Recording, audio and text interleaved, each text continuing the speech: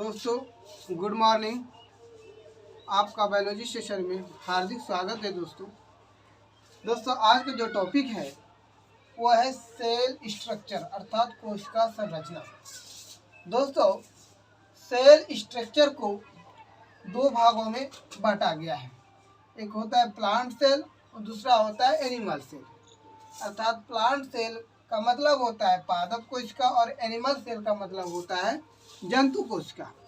दोस्तों उसी प्रकार प्लांट सेल को भी तीन भागों में बांटा गया है। एक सेल वाल होता है, उसमें न्यूक्लियस पाया जाता है और साइटोप्लाज्म पाया जाता है। उसी प्रकार एनिमल सेल में सेल मेम्ब्रेन पाया जाता है, न्यूक्लियस पाया जाता है, साइटोप्लाज्म पाया जाता है। दोस्तों ये एग्जाम ऑफ व्यू से बहुत ही इम्पोर्टेंट है। ये 99% इससे एक न एक सवाल जरूर आता है। दोस्तों इसको आप बहुत ही अच्छी तरीके से याद कर लीजिएगा, तो आने वाले भविष्य में जो आपका एग्जाम है बहुत ही हेल्पफुल देगा। दोस्तों तो प्लांट सेल के बारे में हम जानते हैं। प्लांट सेल को सेल वॉल, न्यूक्लियस और साइटोप्लाज्म तीन कैटेगरी में रखा गया। उसमें तीन कैटेगरी है।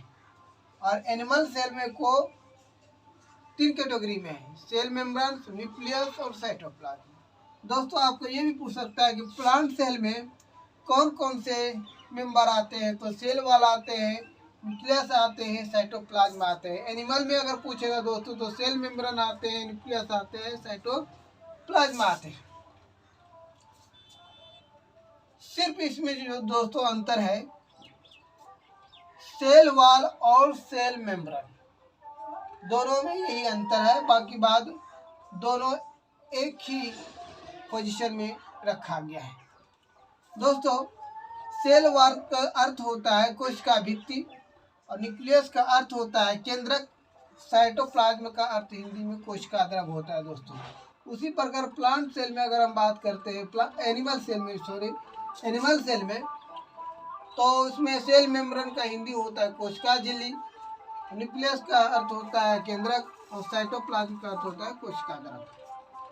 अब दोस्तों इसका जो बारीकी से हम पढ़ेंगे कि कोशिका क्या है। कोशिका भित्ति केवल किस कोशिकाओं में पाया जाता है। तो दोस्तों ये ऑब्जेक्टिव क्वेश्चन जो है एग्जाम की दृष्टि बहुत ही महत्वपूर्ण है। कोशिका भित्ति केवल किस कोशिकाओं में पाया जाता है, तो पादप कोशिकाओं में पाया जाता है। दूसरा है दोस्तों पादप कोशिका का बाहरी आवरण किसका आवरण होता है, तो सेल्यूलोज का आवरण होता है। दोस्तों आगे है दोस्तों कोशिका भित्ति कैसा होता है, तो कोशिका भित्ति दोस्तों अर्ध पारगम्य होता है, जिसको सेमी परमेबल कहते हैं।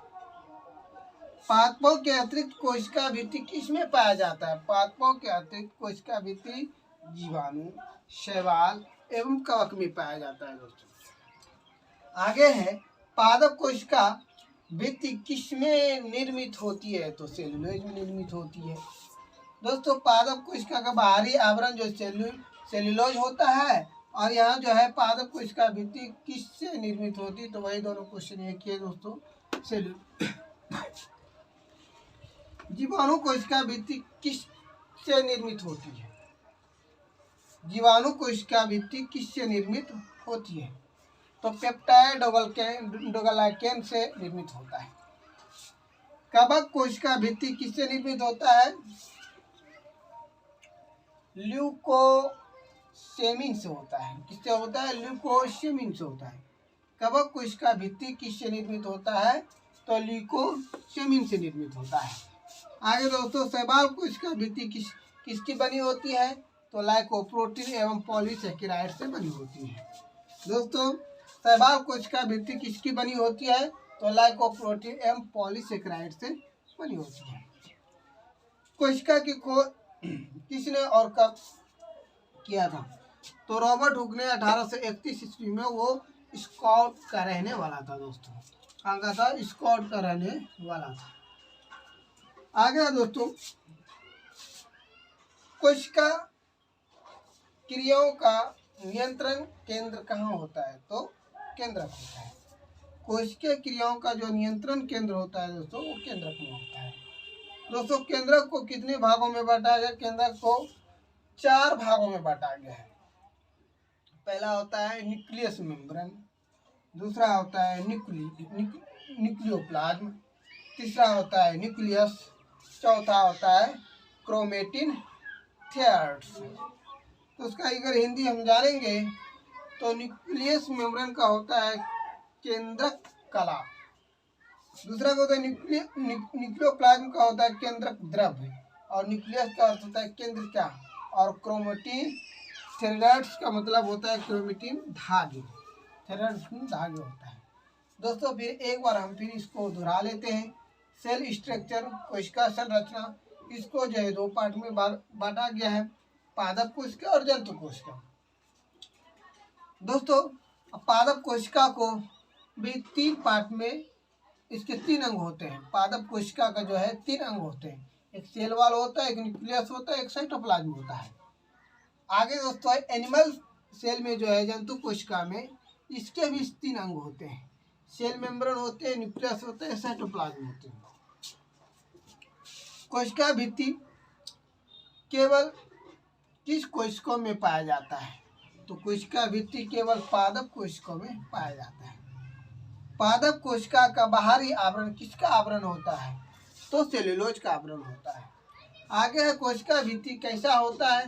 तो कोशिका भित्ति अर्धपारगम्य होता है, जिसको सेमी परमेबल कहते हैं। पादपों के अतिरिक्त कोशिका भित्ति किसमें पाया जाता है? जीवाणु, शैवाल एवं कवक में पाया जाता है। पादप कोशिका भित्ति किससे निर्मित होती है? तो सेल्यूलोज से निर्मित होती है। जीवाणु कोशिका भित्ति किससे निर्मित होती है? तो पेप्टाइड डबल काइलिन से होते हैं। कवक कोशिका भित्ति किससे बनी होती है? ग्लूकोसेमिन से बनी होती है। शैवाल कोशिका भित्ति किसकी बनी होती है? तो लाइकोप्रोटीन एवं पॉलीसेकेराइड से बनी होती है। कोशिका की खोज किसने और कितने ईस्वी में किया? रॉबर्ट ब्राउन ने 1831 ईस्वी में किया था। स्कॉट का रहने वाला था वो।